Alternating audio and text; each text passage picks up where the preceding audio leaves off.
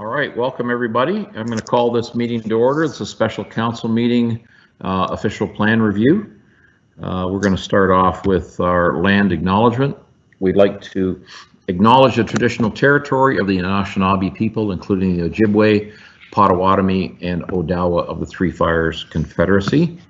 This meeting is being aired on public television and are streamed live and may be taped for later public broadcast or webcasts. Your name is part of the public record and will be included in the minutes of this meeting. Are there any disclosures of indirect or direct or indirect pecuniary interest by council members? No.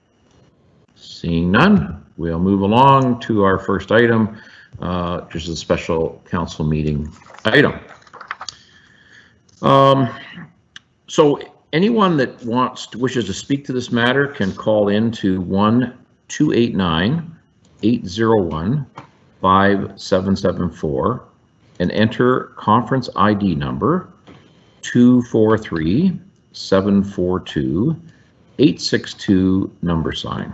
Let me repeat those numbers. You can call in to 1-289-801-5774 and enter the conference ID number 243-742-862 $. Callers will be invited to provide their questions or comments following the conclusion of the meeting presentation and questions from council. If anyone wants to be notified of further consideration of this topic, they are to submit their name, phone number, mailing address, and email address to planning@orangeville.ca or call to 519-941-0440 extension 2249 and reference the Town of Orangeville official plan review. Okay, Mr. Ward, I guess we'll turn it over to you, sir. Thank you, Your Worship, and good evening, everyone. So I'm just going to share my my presentation. If you'll bear with me. Okay, so as noted, this is a special council meeting held under the Planning Act for the town's official plan review exercise currently underway. To start off, I'll just go through a bit of an outline of the presentation for this evening's agenda. So we'll talk a little bit first and foremost about what is our official plan, what is its intention. Sometimes there's some confusion over terminology of planning documents, etc. We'll talk then, of course, about the planning system we operate within. We operate within a provincial policy-driven planning system, and we'll talk about how we fit within that and what our official plan, its function within that framework. We'll, of course, talk about the purpose of our official plan review. What are we seeking to achieve and our work plan to do that? How are we going to go about undertaking and completing this review?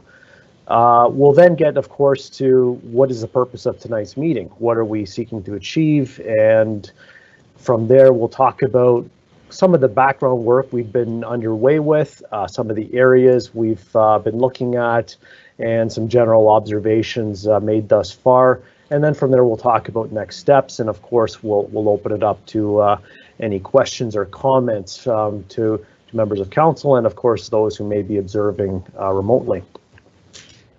So our official plan is really the chief planning document, obviously, for the town that really guides all of our land use activity and development within the town. Generally, it presides for a period of time. It's typically a 20-year horizon. It implements policies from the province as well as the county. But also, of course, seeks to achieve the town's own planning objectives as well within that policy framework that I'll talk about momentarily. The official plan has legal status under the Planning Act, so it has some teeth. The Act states that municipal planning decisions must conform to its official plan. It also states that municipal decisions regarding infrastructure, etc., also have to be consistent with the town's official plan. The Act further states that our official plan must be reviewed periodically every 5 years. There's also some language that in the official plan that states that a newly adopted plan, that review period can be extended out to a 10-year review interval. The policies are ultimately further implemented through many of the town's other planning documents. Principally, the town's zoning bylaw is really the chief implementer of the official plan, as well as other documents that the town may have in terms of guidelines or standards, etc. So the graphic here shows sort of our that policy-driven framework that we operate within in Ontario. And as you can see at the top, starts with the Planning Act, and then we sort of trend on down through the provincial policy statement into provincial plans, and then the official plan documents of the upper tier and the lower tiers, and then it gets down into the implementers. So we're sort of at the bottom of that. We, as I mentioned, we not only are responsible for maintaining consistency and conformity with provincial plans and the official plan, or consistency, conformity with provincial policies, and the official plan is the chief document to do that. It also, can address and implement our own evolving planning objectives and interests while still maintaining that overall chain of consistency. So why are we reviewing our official plan? Well, aside from the obvious requirements of the Planning Act stating that we have to do so periodically, our official plan has been in effect since 1985. Now that of course doesn't mean we're using the same document that was enshrined in 1985. It of course has undergone a series of many reviews since that time, which has typically happened around that every 5-year interval period. The current review, I'll note it did start in around 2015, but that review was suspended due to some pretty significant changes that were initiated by the province to key provincial policy and legislation that happened thereafter, which sort of changed the playing field that we're sort of operating in terms of us seeking to implement those policies, but also reflect the town's interests. So listed here are some of those key provincial changes that have recently occurred. Bill 139, that was an amendment or a Planning Act change undertaken in 2018. It provided some direction with respect to official plans needing to contain more policies around climate change and provision of housing. That's the amendment that really got into overhauling the appeal adjudication process from the Ontario Municipal Board now to the current Local Planning Appeal Tribunal, or LPAT. Bill 73 is another tool that was established in 2015. It brought forward some more emphasis on community engagement, as well as more direction for official plans to contain some policy direction with respect to built form and the importance of good design. More recently, of course, have been the changes to the growth plan, first of which occurred in 2017 and more recently in 2019. And sort of a part of that 2019 change was Bill 108, which brought forward the sweeping changes to the provision of more housing, both availability and I guess affordability as well. And more recently, we have a new 2020 provincial policy statement, and the changes within that provincial policy statement are a little, I guess, more subtle. They're basically seeking to align with some of the broader changes made to the growth plan. So our work plan, it really is dividing the official plan review into 2 phases, and that is because with the changes that have been, I guess, brought forward by the province, that has triggered the county to undertake a comprehensive review of their official plan, and that's really what gives us the direction around growth management and land use allocation, etc. So we sort of reached a point where it would be maybe challenging for us to sort of sit back and wait until that work is undertaken and completed at the county level before we march forward with updating our official plan to implement that amended policy framework. Knowing that, it's been some time since our official plan was last reviewed, and there are perhaps some non-growth management changes or housekeeping type changes that ought to be undertaken right now. So we've split the review exercise into essentially 2 key phases. Phase 1 is more of that quote unquote housekeeping review. We're looking at the non-growth management related policies of the plan. policies that are referred to as more enabling or directive type policies. And then phase 2 is really going to commence thereafter, when at a point in time where the county has substantially undertaken its growth management piece and determined its updated allocation framework or growth management framework. That's when we'll come in with the second phase and now take that direction and update our official plan accordingly to implement it. So as part of phase 1, we've sort of broken down the areas of review into 5 sort of key theme areas. Housing, for instance, we're going to look at types and tenure. We're going to talk about second dwelling units. That's been a major area of focus, especially through the recent changes made by the province in the legislative framework around that. Aging population is a topic we've heard pretty frequently, and the need to ensure that our housing related policies are I guess, accommodating of that concept. Community character is another key area we're going to look at. We're going to look at our policies around heritage, urban design, the policies for the downtown area, and community culture. The rest of them are all listed here. I won't get into them in much detail. Servicing is going to look at sort of the infrastructure-based policy framework. Healthy environment is a very broad encompassing sort of bucket area. Healthy developments is a concept where you look at how the built form influences healthy lifestyles, etc. Source water protection, that's another key area that we're going to look at to ensure our policies are in alignment with the source water protection regime of the province and our source protection area we operate within. Going to look at our parks and recreation policies as well as sustainability. Managing change is sort of the fifth and final area we're looking at, and this is really looking at our toolbox for how we implement our policies. There's a number of tools afforded to us by the Planning Act in terms of our planning processes and other instruments we can use to, I guess, manage planning decisions and whatnot. So this is a snapshot of the work plan. This was tabled with council earlier in the year. We had a pretty active time frame to undertake and complete phase 1. You'll see with the red highlights here that has been, I guess, pushed back somewhat due to our circumstances with COVID-19. We had this special meeting originally scheduled for early April. But we've now been able to sort of reconvene and move forward with a remote meeting and consultation environment. So here we are for tonight's meeting, which in turn has sort of pushed items forward. So I will talk a little more about now the purpose of tonight's meeting, which is really this introductory component of the process. And that's sort of stipulated in the legislation, where it really is intended to discuss the changes that are going to be embarked upon in part of the review of the official plan. It's of course, like any sort of introductory or meeting open to the public, it's intended to be sort of an information exchange or consultation piece to provide an opportunity to understand what we're doing and also obtain feedback and perhaps answer any questions. So now I'll get into talking about some of those key areas of review as I sort of touched on earlier in that initial framework. The housing, again, we're looking at the types and tenure, the second dwelling units. One of the things we've noticed so far in terms of our current policy is they would benefit from more direction in terms of talking about what is affordable housing exactly.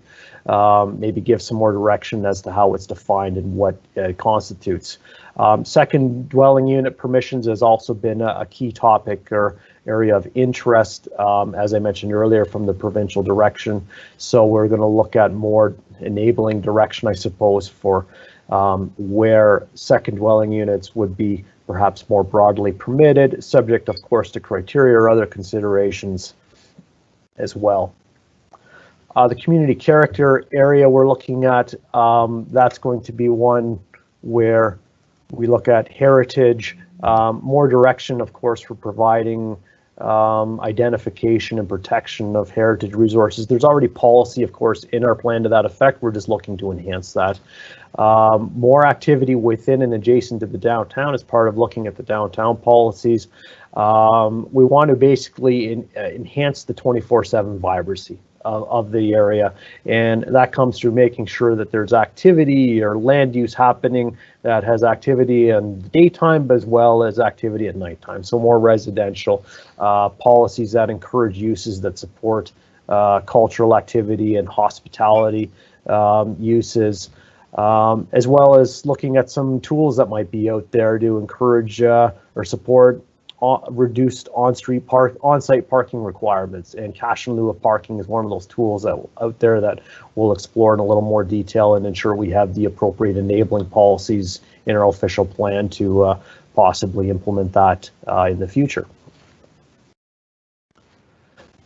Services, this is something we're going to look at in terms of, again, those infrastructure type policies. Active transportation is an area where we want to ensure that our streets are quote unquote complete. So they're not just looking at movement of vehicles, it's also looking at pedestrians and cyclists and so forth, ensuring that our policies are in alignment with those objectives.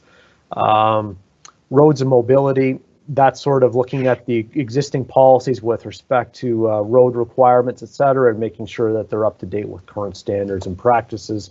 Similarly with stormwater management, we want to make sure that our policies are recognizing and encouraging the current modern practices of being more supportive to infiltration and practices of that nature. And of course, ensuring policies regarding water supply and wastewater treatment capacity are up to date. We'll look at what information we may have out there to ensure that our policies are up to date to reflect that.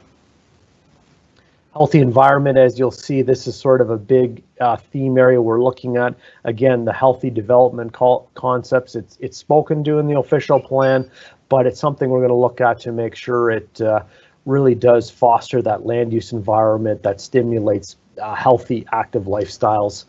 We'll look more carefully at the parks and recreation policies. Essentially, those policies are sort of dispersed in different areas throughout the plan, so we're going to try to clean that up logistically so they're all in a nice consolidated, easy to find or easy to navigate place and give the appropriate direction accordingly. And again, as I mentioned earlier, we want to make sure that our official plan policies are up to date with respect to the source water protection regime that we operate within. And finally, natural heritage. We'll make sure those policies, we are making sure those policies are up to date with policies of the county and the province regarding identification and protection and requirements for developments that are coming forward or would come forward perhaps in proximity to some of those natural heritage features. And finally, the managing change component. This again is something we're looking at from the series of implementation tools. There's a section of the plan that speaks to these areas, and this is really where we get the enabling policies to be able to utilize these tools and implement them as needed. Many of the Planning Act provisions with respect to items around, say, temporary use bylaws, holding symbol use, pre-submission consultation, etc.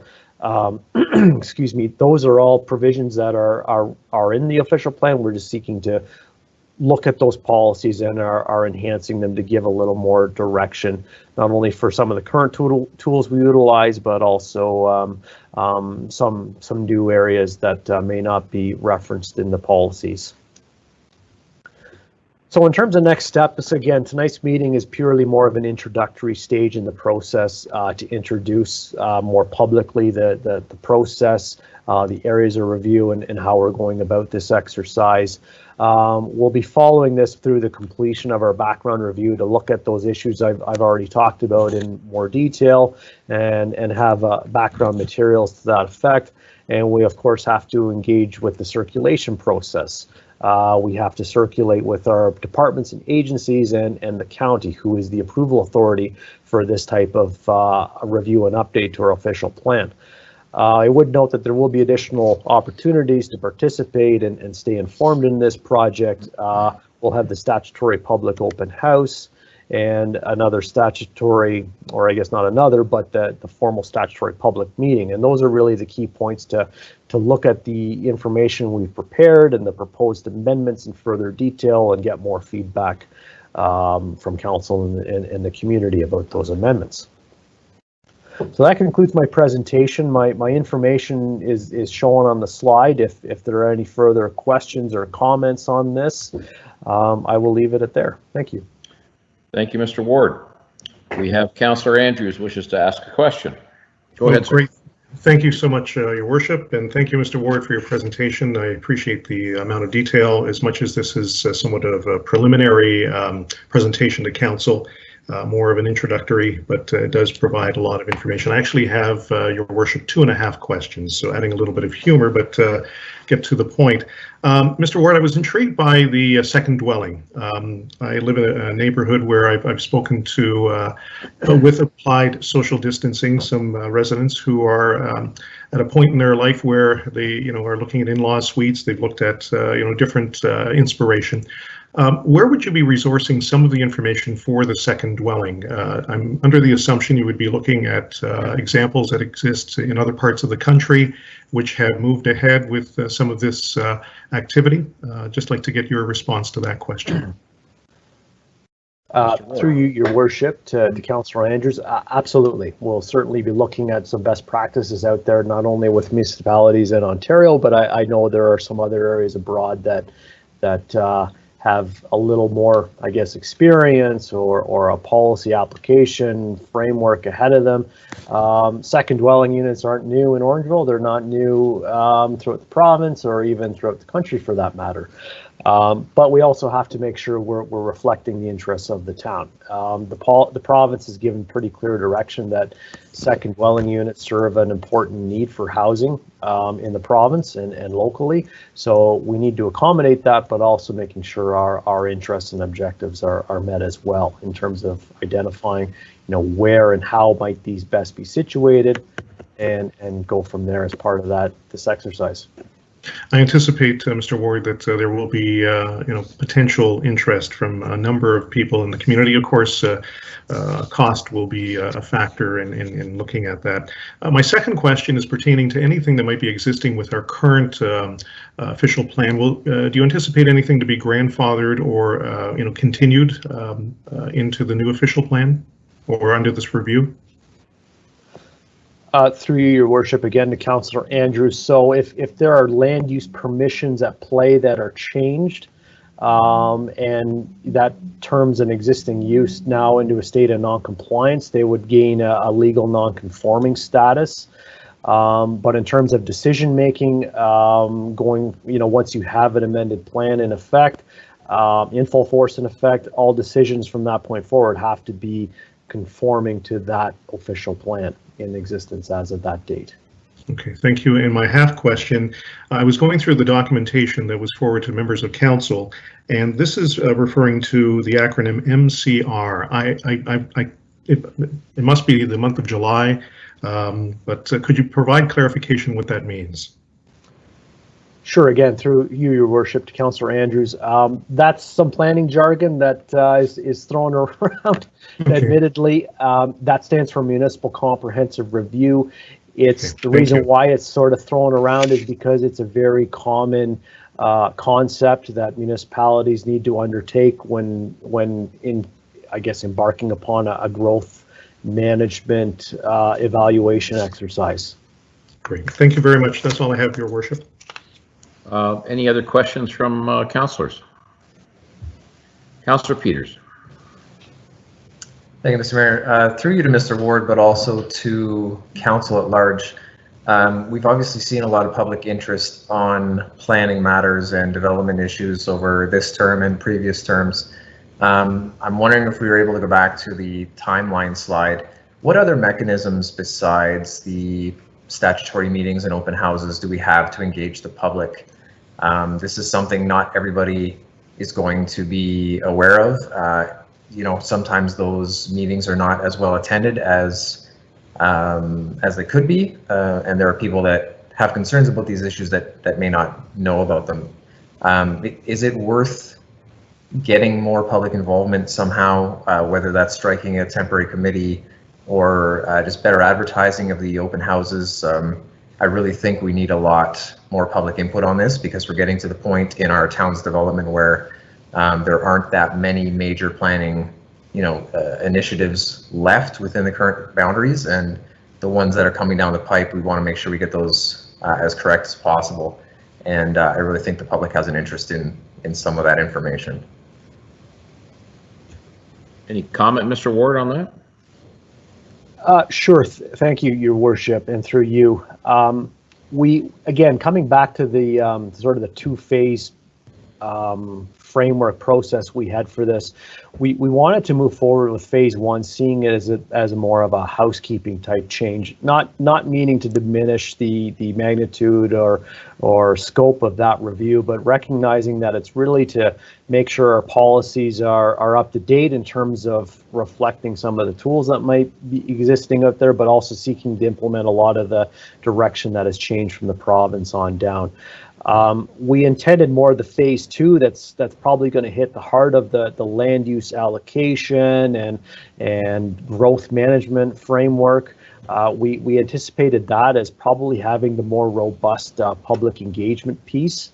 We saw phase one as an opportunity to try to the best extent we can to pick up where we left off and starting in 2015, 16, and 17, and trying to get some synergy that's been obtained from consultation that's occurred through other sort of related exercises undertaken by the town, use that feedback obtained through those exercises to sort of inform us of generating policy changes or areas of review as part of the phase one. With that said, if the wish of council is to have more engagement, the Planning Act outlines a minimum, which we're adhering to. We'd of course be making the materials available online as we typically do. So the consultation piece will certainly exist. Very good. And Councillor Peters and the rest of council, just wanted to update you, the website and mobile app that the town is developing. Timeline is September, October for that. And I think council has made it known to our residents that we wish to be able to communicate better, and this is going to allow us to do that. I would assume there'll be the ability to sign up for updates on particular departments within the town, and if somebody is interested in planning matters, that they can be emailed when meetings are taking place. So I think all that's coming together in the next 3 to 4 months, and hopefully we can notify people in a better way, and also allow them to sign up to be updated if they so desire on those type of issues. Councillor Peters again. Yeah, thanks. If I could just follow up, I'm just going back to what was the truncated previous attempt at an official plan update and that sort of steering committee approach. You had business owners and you had advocates for various planning matters and expertise around the table. You had the Conservation Authority, all that kind of thing. So I don't know if the county has any sort of a similar approach, be it a steering committee or some other engagement piece, but I'd like to see a little more than just sort of the one-way mail in your suggestion. As wonderful as I'm sure the website will be, it doesn't really replace some of the constructive conversations that you can have around the table with people with various backgrounds. So no, fair comment. Yeah, I agree. Okay, well let's consider that going forward, and I like that idea, Councillor Peters. Anybody else wish to weigh in here? Councillor Taylor, go right ahead, sir. Yes, thank you, Your Worship. Through you to Mr. Ward. Mr. Ward, I guess just following up on Councillor Andrews' question, which I thought was a really good one, and it's all about housing now. That seems to be the focus of a lot of us in Orangeville. How will parking come into play moving forward with the plan? Like, I scanned it. I mean, we don't have anything in detail here, and I know lots of times we end up with the 1.5 position piece, but if we go with what Councillor Andrews is talking about, which I think makes a lot of sense, what would be the official plan statement on parking as we go. Mr. Ward. Through your worship, to Councillor Taylor, it perhaps might be a little too early in the process to speculate what sort of provisions we may look at, or even if they ought to be included in the official plan policy. It could be to the effect that the policies speak to some enabling or encouraging direction, and from there maybe more specific numbers be refined in our implementing documents, such as the zoning bylaw, for example. Your official plan policy, you want to have that direction, but you don't want to have that rigidness necessarily. That's really for the zoning bylaw to get into the details on. So that would be my comment on that item. And a follow-up, Mr. Taylor. If I may, Your Worship, I'm not sure you can do anything about this at this time, Mr. Ward. Maybe it's just something to think about as we go forward. But when you speak to residents, it is a source of consternation. As our town gets larger, and the 2-lot system that we have now in the wintertime, and not able to park on the street, and I guess the small lots for new developments, and there's some buildings over here in the West End where you have to park out back, and parking on lawns. I guess I just like to have something, and I take your counseling, the way you've phrased it. I think that's very appropriate, but I think we should all have it top of mind as we go forward, and be aware that it's something that residents are concerned about.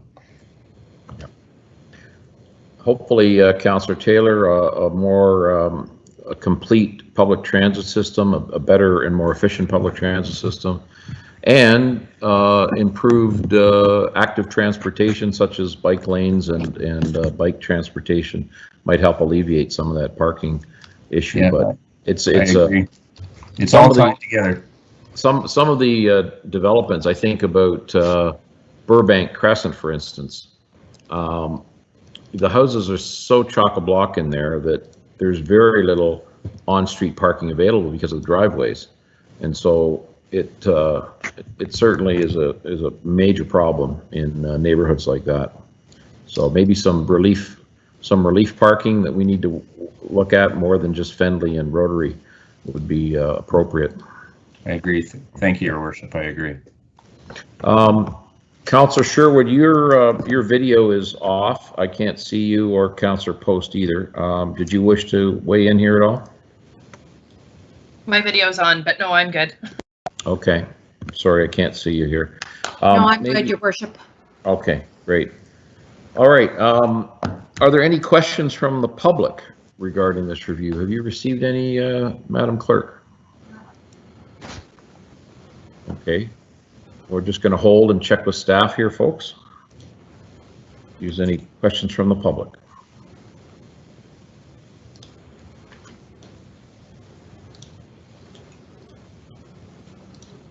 No. Okay. Mr. Ward, did you receive any submissions from the public for tonight's meeting? To Your Worship, we did receive correspondence on behalf of a landowner right. in the area. And that's been included on the agenda for tonight's meeting. Okay. But other than that, nothing else? Again, to Your Worship, nothing very recent, aside from previous correspondence we've received as part of this overall exercise. Okay.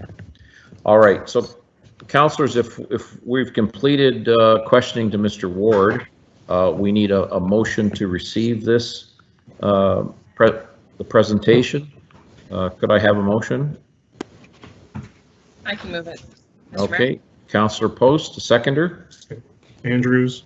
Councillor Andrews. Very good. All in favor? Any opposed? Hearing none, that was passed unanimously. Thank you very much. Moving on to item 7, which is correspondence, which Mr. Ward had just mentioned. We've received a couple of letters from Zelenko Priamo Limited, one dated February the 4th and one dated March 21st. Can I have a motion to receive that correspondence, please? Deputy Mayor McIntosh, seconded by Councillor Peters. All in favor? That's passed unanimously. Okay, at this moment, we're going to turn this over to Deputy, I'm sorry? Okay, hold on a sec. Town staff has somebody on the line, so we're going to hold for a moment. We did have the individual who asked for a login with Teams Guest 1. However, they're on mute with both their microphone and camera right now, so I'm not sure if they had an intention to speak or at what point on the agenda. I believe that's me. It's Andrea Sinclair from MHBC. I might just be a little bit early, but I think my item is later in the agenda. It's the absolute insurance building on Fifth Ave. Okay, thanks, Andrea. Yes, that's coming up in a minute here. Great. So, I'll just stay on mute. great. Thank you, Andrea. Okay. Now, the statutory public meeting is set for 7 p.m. Unfortunately, we're going to have to recess right now until 7. Were we on the same Zoom meeting for this or same Teams meeting? Okay. All right, so we're going to take a recess, folks. We'll be back at 7 o'clock.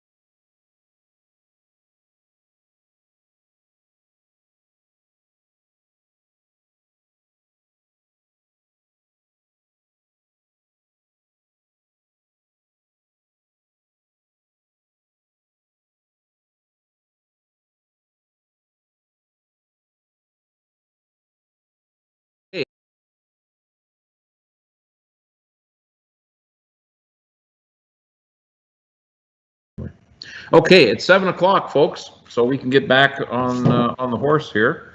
So we've completed almost all of our agenda. We're now down to the statutory public meeting, and I'm going to turn the chair over to Deputy Mayor McIntosh. Deputy Mayor, go ahead, sir. Thank you, Your Worship. Tonight we're going to be discussing 71 Fifth Avenue. Let me just grab my glasses here. Anyone who would like to speak to this matter can call 1-289-801-5774 and enter conference ID number 243-742-862#. Callers would be invited to provide their questions or comments following the conclusion of the meeting, presentation, and questions from council. Anyone who wants to be notified or further consideration of this topic, please submit their name, phone number, mailing address, and email address to planning@orangeville.ca or call 519-941-0440, extension 2249, and reference file number OPZ1/20. So we're going to start off with a presentation by Town Planning and Ms. Russell. Thank you. Just going to share my screen here. Can everybody see that? Yes. Yes. Okay. Good evening, Your Worship, members of council, and those in attendance. This is a public meeting being held in accordance with the requirements of the Planning Act in consideration of an official plan and zoning bylaw amendment application that has been submitted to the town. The purpose of the public meeting is to share information about the applications with council and members of the community, to obtain comments and answer any questions. A recommendation or a decision on the applications will not be made tonight. An information report has also been included on this evening's agenda and provides more information about the applications. The applicant is also in attendance and will be able to provide further details about their applications. They will be available to answer any specific questions raised by council and the members of the community. The official plan and zoning bylaw amendment applications were filed by MHBC Planning Limited on behalf of LLRT Holdings Corporation on April 3rd, 2020. They were deemed complete by planning staff on April 6, 2020. The applications are proposing to redesignate and rezone the lands in order to permit the conversion of the existing building into an office. The subject lands are located on the south side of 5th Avenue between 2nd Street and 3rd Street and are municipally known as 71 5th Avenue. They have an approximate lot area of 0.1 hectares with approximately 40 meters of frontage along 5th Avenue. The aerial photo shows the existing two-story building on the subject property, which was previously used as a Masonic lodge. The applicant will describe the surrounding uses in their presentation. The applicant has submitted this conceptual site plan in support of the applications. The development proposal consists of converting the existing building from a Masonic hall to an office. This includes interior renovations, alterations to the facade, and an expansion of the parking lot. The applicant will discuss the details of this application as part of their their presentation. The subject lands are designated as institutional in the Town of Orangeville official plan. The permitted uses are listed on the slide. The designation of the subject lands as an institutional use reflects the previous use of the lands as a Masonic lodge. The official plan amendment proposes to redesignate the subject lands as neighborhood commercial. The permitted uses of that amendment are listed on the slide. This amendment will allow the existing building to be converted and used as an office. The subject lands are zoned institutional in the Town of Orangeville zoning bylaw. The permitted uses are listed on the screen. Again, this institutional zoning reflects the existing building that was used as a Masonic lodge. The zoning bylaw amendment proposes to rezone the lands as neighborhood commercial to permit an insurance brokerage. The permitted uses are listed on the slide. In order to reflect the location of the existing building on the subject lands, the amendment also includes some site-specific provisions for the rear yard to be 1.75 meters, for the parking area to have reduced setback of 0 meters to the west and 1.75 meters to the south. As part of the parking lot expansion, a 0 meter setback to the south property line is also proposed. A site plan application will be required to implement the proposal and allow staff to consider the exterior elements of the development. The applications were circulated to internal departments and external agencies for comment. The school boards, Canada Post, Rogers, Hydro One, and the Economic Development and Fire departments expressed no concerns. In terms of specific comments, the County of Dufferin recommended consultation with CVC. Bylaw and property standards noted a sign permit would be required. Environment requested the inclusion of LID features at the site plan stage. The building department requested additional information regarding spatial distance separation. Transportation and Development noted that they will undertake a detailed review at the site plan stage. And the Planning Division provided zoning comments that will be addressed as part of preparing the zoning bylaw amendment. To date, no comments have been received from the public. So today we held our statutory public meeting. In terms of next steps, the Planning Division will await the applicant's resubmission to address the comments received, and then we will prepare a recommendation report for a council decision.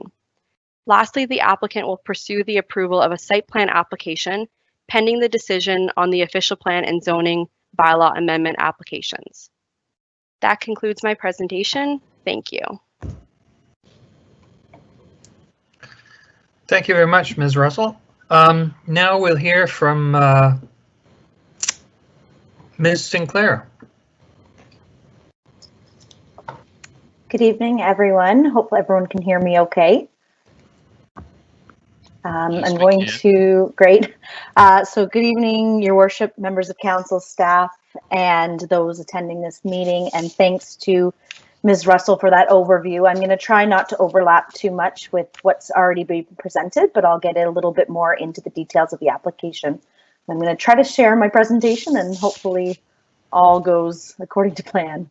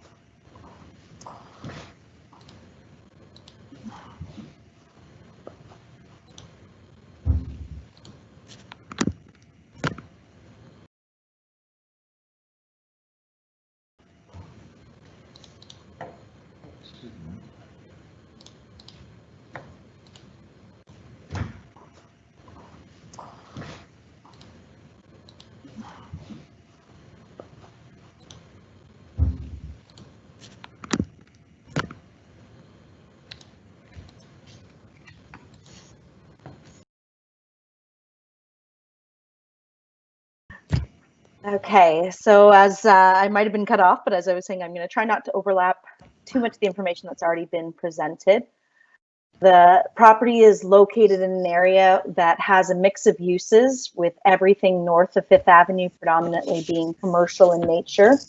The adjacent site to the east is a dentist office, and then there's residential immediately to the west and south. The property, as confirmed by Ms. Russell, is developed with a two-story building that's currently vacant and a surface parking lot. Lands in the immediate surrounding include the dentist office to the east, which has a surface parking lot between the office building and the building on the subject lands.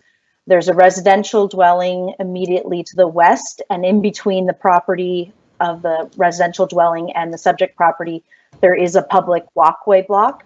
So you've got a little bit of a buffer between the two, and is a noise wall that extends along that eastern property edge of the residential between the two uses. And then immediately south of the development is another residential lot, which has its frontage on Crimson Crescent. As noted by Ms. Russell, we've submitted an official plan amendment and a zoning bylaw amendment to redesignate the lands to neighborhood commercial and to rezone the lands as neighborhood commercial C2. The site-specific regulations that we're requesting include a reduction to the rear yard, which really is just to capture the rear yard that exists with the current building. So there's no new structure proposed. They're going to be reusing the existing structure, which was built with a different rear yard standard.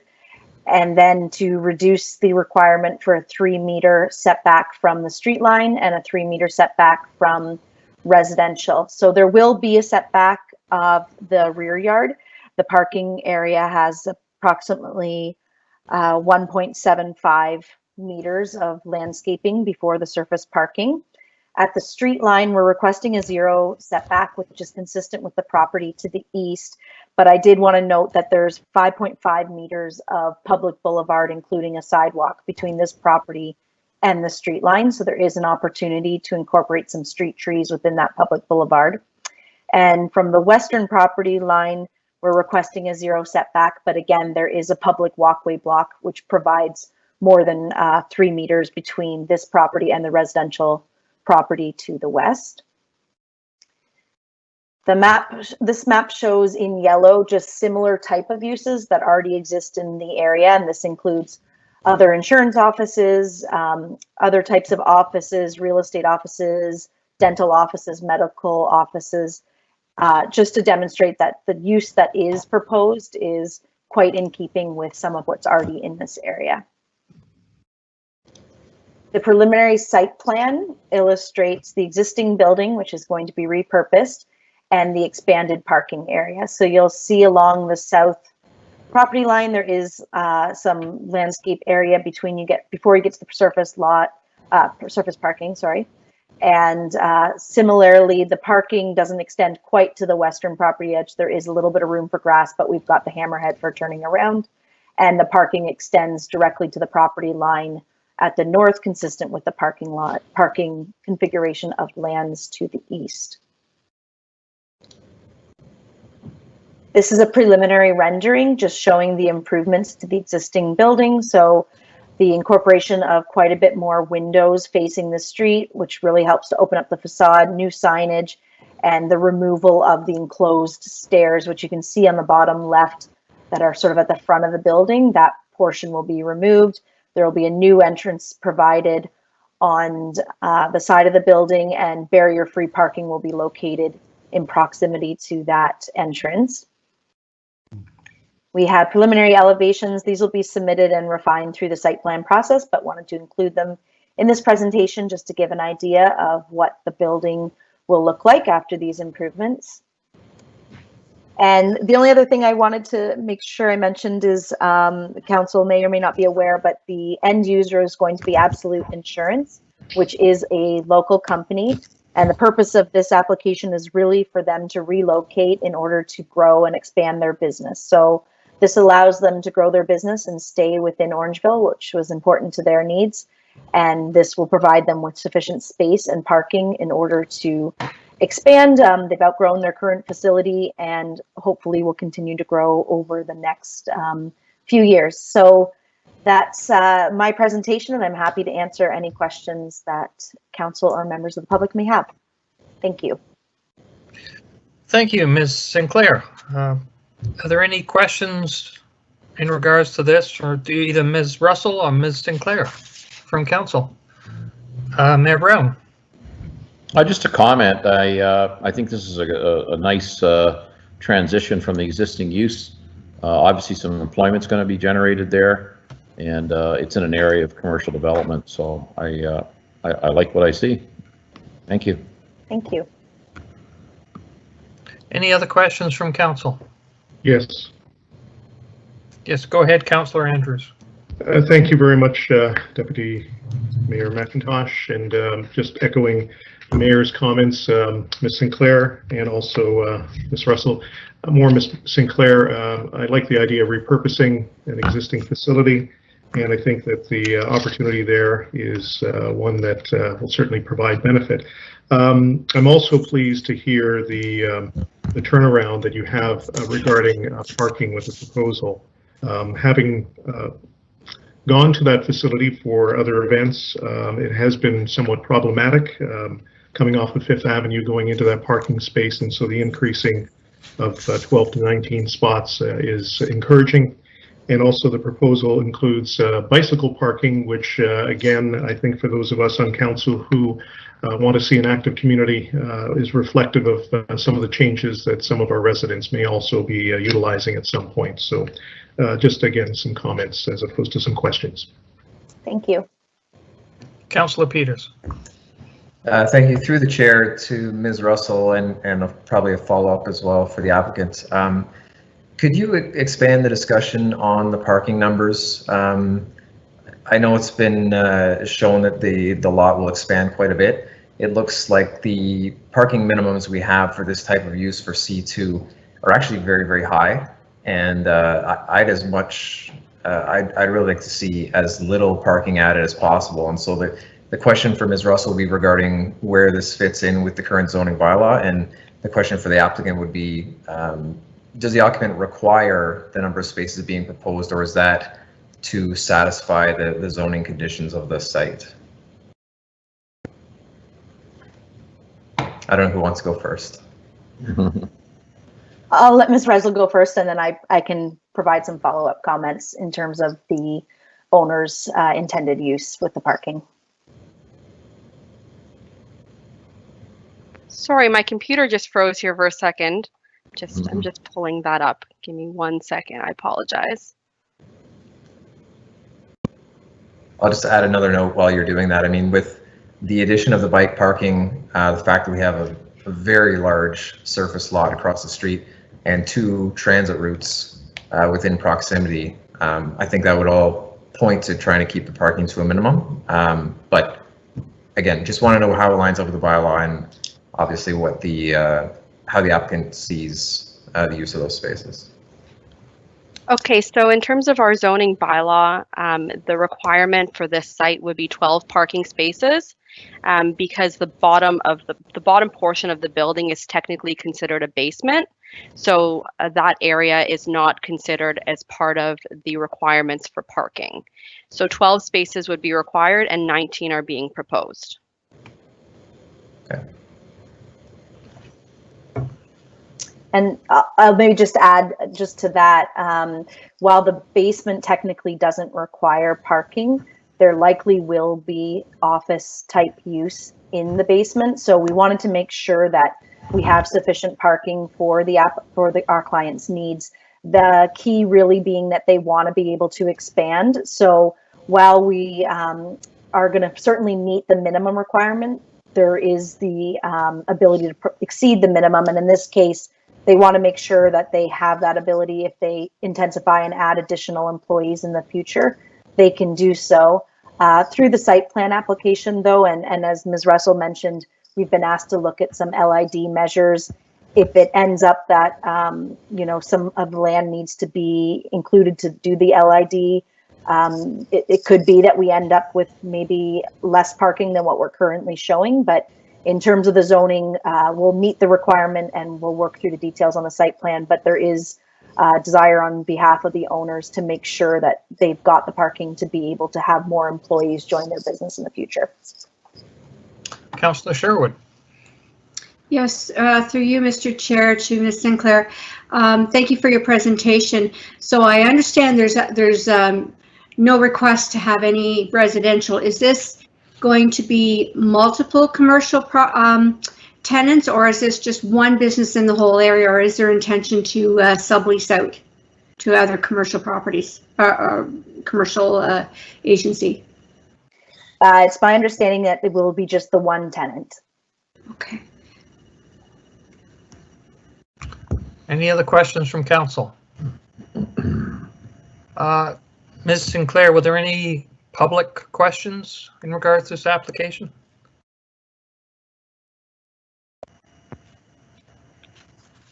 Perhaps I can answer that. Okay.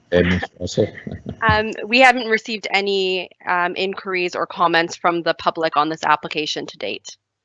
Okay. Thank you. That's about it. I guess no other questions from council. Do we need, I guess we need a motion to receive this? I'll make a motion to receive this, Deputy Mayor. Mayor Brown and Councillor Andrews, all in favor? Motion's passed. Back to you, Mayor Brown. Okay. I guess we're at the end of our meeting. I just need a motion to adjourn, please. Mayor Sherwood, or I'm sorry, Councillor Sherwood. Wow, was that a Freudian slip there, Debbie? Sorry. And seconded by Councillor Taylor. All in favor? All right, folks, that's the end of our meeting. Thank you very much. All the best. Thank you. Thank you.